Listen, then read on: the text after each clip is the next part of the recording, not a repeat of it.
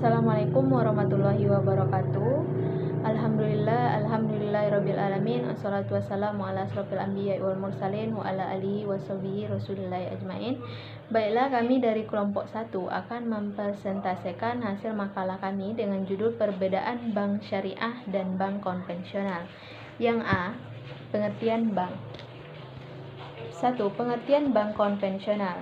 Bank konvensional dapat didefinisikan seperti pengertian bank pada umum pada pasal 1 ayat 3 Undang-Undang Nomor 10 Tahun 1998 dengan menghilangkan kalimat dan atau berdasarkan prinsip syariah, yaitu bank yang melaksanakan kegiatan secara konvensional dalam kegiatannya memberikan jasa dalam lalu lintas pembayaran. Kedua, bank syariah atau bank Islam. Bank syariah adalah bank yang beroperasi dengan tidak mengandalkan bunga. Perbankan syariah adalah segala sesuatu yang menyangkut tentang bank syariah dan unit usaha syariah, termasuk kelembagaan, kegiatan, serta proses dalam melaksanakan kegiatan. Menurut Antonio, yang dikutip oleh Ismail dalam buku Perbankan Syariah, bank Islam adalah bank yang beroperasi dengan prinsip syariah Islam dan bank yang tata cara beroperasinya mengacu pada ketentuan-ketentuan Al-Quran dan Al-Hadis. Batas-batas bank syariah yang harus menjalankan kegiatannya berdasarkan syariah. Penyebab bank syariah harus menerapkan prinsip-prinsip yang sejalan dan tidak sejalan dengan syariah. Prinsip bank syariah adalah sebagai berikut. Yang pertama, prinsip titipan atau simpanan atau al-wadi'ah dapat diartikan sebagai titipan murni dari satu pihak ke pihak lain, bank individu maupun badan hukum, yang harus dijaga dan kapan dikembalikan saja si penitip menghendaki. Yang kedua, prinsip bagi hasil. Sistem ini adalah suatu sistem yang meliputi tata cara pembagian hasil usaha antara penyedia dana dengan pengelola dana. Bentuk produk berdasarkan prinsip ini adalah yang pertama, al-mudharabah dan al-musyarakah. Yang ketiga, prinsip jual beli atau al-tijarah. Prinsip ini merupakan suatu sistem yang menerapkan tata cara jual beli di mana bank akan membeli terlebih dahulu barang yang dibutuhkan atau mengangkat nasabah sebagai agen bank yang melakukan pembelian barang atas nama bank. Kemudian, bank menjual barang tersebut kepada nasabah dengan harga beli ditambah keuntungan atau margin. 4. Prinsip sewa atau al-ijarah. Al-ijarah adalah akad pemindahan hak guna atas barang atau jasa melalui pembayaran upah sewa tanpa diikuti dengan pemindahan hak kepemilikan atas barang itu sendiri. 5. Prinsip jasa. Prinsip ini mencakup keseluruhan layanan non-pembiayaan yang diberikan bank. Selanjutnya akan dilanjutkan oleh teman saya. Saya akan melanjutkan pembahasan kami, yaitu tentang akad, aspek legalitas, dan lembaga penyelesaian sengketa. Fikih muamalah membedakan antara wa'ad dan akad. Wa'ad adalah perjanjian antara satu pihak dengan pihak yang lainnya. Wa'ad ini hanya mengikat satu pihak, dalam arti pihak yang memberikan janji wajib untuk melaksanakan kewajibannya, sedangkan pihak yang diberi janji tidak wajib melaksanakan kewajibannya. Nah, pada wa'ad ini, syarat dan ketentuannya belum ditetapkan secara rinci dan spesifik, sehingga apabila ada orang yang berhutang lalu tidak memenuhi janjinya, maka sanksi yang didapatkannya itu hanyalah berupa sanksi moral. Berbeda dengan akad. Akad adalah kesepakatan antara dua orang atau lebih, dalam arti masing-masing orang harus melaksanakan kewajibannya sebagaimana yang telah disepakati di dalam akad. Nah, dalam akad, syarat dan ketentuannya sudah ditetapkan secara rinci dan spesifik, sehingga apabila ada satu atau dua orang yang tidak melaksanakan kewajibannya, maka akan mendapatkan sanksi sebagaimana yang telah disepakati dalam akad tadi. Nah, akad dalam perbankan syariah ini memiliki konsekuensi duniawi dan ukhrawi. Mengapa begitu? Karena akad pada perbankan syariah ini berlandaskan pada hukum Islam atau syariah Islam, yaitu Al-Quran dan Hadis.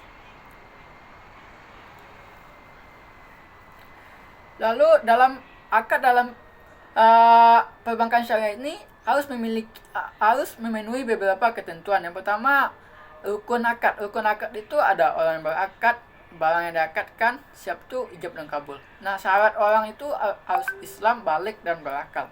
Lalu syarat barang itu harus jelas, baik jelas bentuknya, kadarnya atau kepemilikannya, yaitu harus kepemilikan penuh. Nah, ijab dan kabulnya itu tidak boleh cacat atau tidak boleh mengandung kecacatan. Nah, lalu kita bahas lagi tentang lembaga penyelesaian sengketa. Berbeda dengan bank konvensional, di mana bank konvensional menyelesaikan sengketanya pada pengadilan negeri, sedangkan pada perbankan syariah menyelesaikan sengketanya sesuai dengan aturan hukum Islam, yaitu bersumber pada Al-Quran dan Hadis.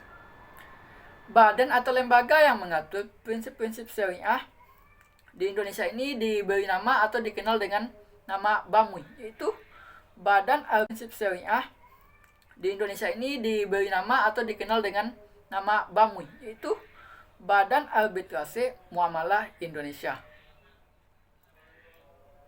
BAMUI ini didirikan oleh Kejaksaan Agung dan MUI atau Majelis Ulama Indonesia. Pada tanggal 24 Desember pada tahun 2003 dalam Akta MUI bahwa BAMUI ini diubah namanya menjadi Basarnas, yaitu Badan Arbitrase Syariah Nasional. Lalu dalam Akta MUI tadi juga diubah bentuk badan menjadi yayasan badan yang berada di MUI. Lalu menetapkan sifat Basarnas yaitu bersifat otonom atau mandiri. Nah, apa sajakah tugas dan wewenang dari Basarnas ini?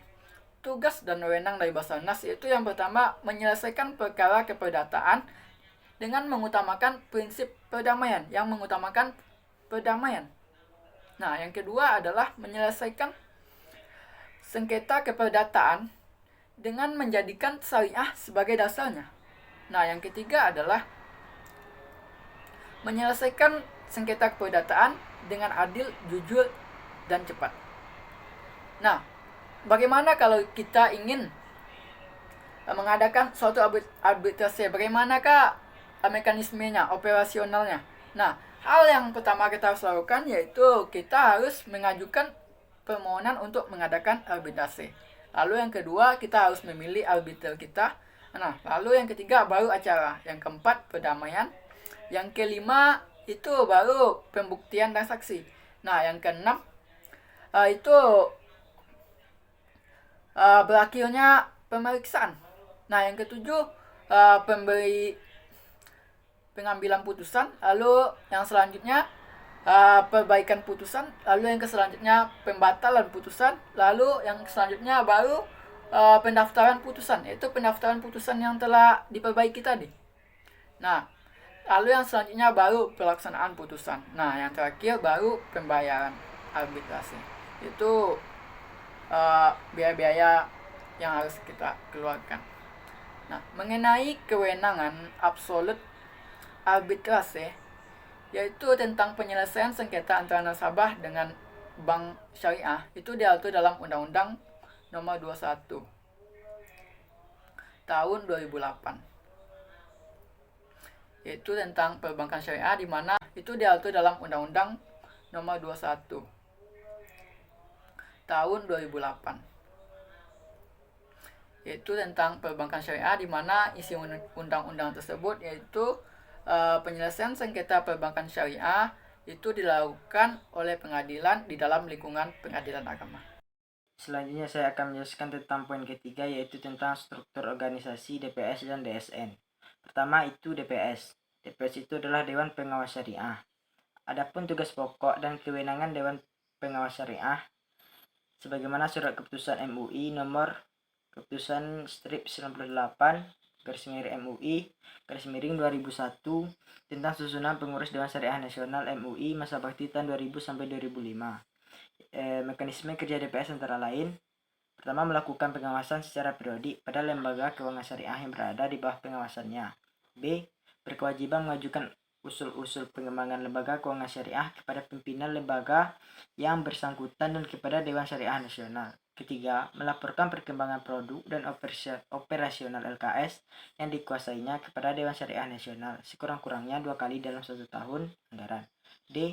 Sebagai mediator antara lembaga keuangan syariah dengan Dewan Syariah Nasional dalam mengkomunikasikan usulan produk meskipun anggota DPS secara individu menjadi anggota Dewan Pengawas Syariah di perusahaan atau lembaga keuangan syariah lain. Secara organisasi, anggotanya bertanggung jawab kepada perusahaan atau LKS agar keberadaan Dewan Pengawas Syariah efektif dan efisien. Kemudian, Dewan Syariah Nasional. Adapun tugas dan wewenang Dewan Syariah Nasional bertugas pertama menumbuh kembangkan penerapan nilai-nilai syariah dalam kegiatan perekonomian pada umumnya dan keuangan pada khususnya. Kedua, mengeluarkan fatwa atas jenis-jenis kegiatan keuangan. Ketiga, mengeluarkan fatwa atas produk dan jasa keuangan syariah. Keempat, mengawasi penerapan fatwa yang telah dikeluarkan. Kelima, selanjutnya itu wewenang Dewan Syariah Nasional. Pertama, mengeluarkan fatwa yang mengikat Dewan Pengawas Syariah di masing-masing lembaga keuangan syariah dan menjadi dasar tindakan hukum pihak terkait. Kedua, mengeluarkan fatwa yang menjadi landasan bagi ketentuan atau peraturan yang dikeluarkan oleh instansi yang berwenang seperti Departemen Keuangan dan Bank Indonesia. Ketiga, memberi rekomendasi atau mencabut rekomendasi nama-nama yang akan duduk sebagai Dewan Pengawas Syariah pada suatu lembaga keuangan. Keempat, mengundang para ahli untuk menjelaskan suatu masalah yang diperlukan dalam pembahasan ekonomi syariah, termasuk otoritas moneter atau lembaga keuangan dalam dan luar negeri. Kelima, memberikan peringatan atas tindakan penyimpangan. Keenam, mengusulkan ke instansi berwenang. Kemudian fungsi utama DSN, Dewan Syariah Nasional, ialah mengawasi produk-produk lembaga keuangan syariah sesuai dengan syariat Islam. Dewan ini bukan hanya mengawasi bank syariah, tetapi juga lembaga-lembaga lain seperti asuransi, reksadana, dan sebagainya. Kemudian fungsi lain dari Dewan Syariah Nasional ialah meneliti dan memberi fatwa bagi produk-produk yang dikembangkan oleh lembaga keuangan syariah, di mana produk baru harus dilakukan oleh manajemen setelah direkomendasikan oleh Dewan Pengawas Syariah pada lembaga yang bersangkutan. Sekian penjelasan tentang poin 3, yaitu tentang struktur organisasi DPS dan DSN. Baiklah, di sini saya akan melanjutkan presentasi selanjutnya di materi keempat, yaitu bisnis dan usaha yang dibiayai, lalu lingkungan kerja dan budaya perusahaan. Yang pertama kita bahas adalah bisnis dan usaha yang dibiayai, di mana dalam bank syariah, bisnis dan usaha yang dibiayai tidak terlepas dari layar syariah.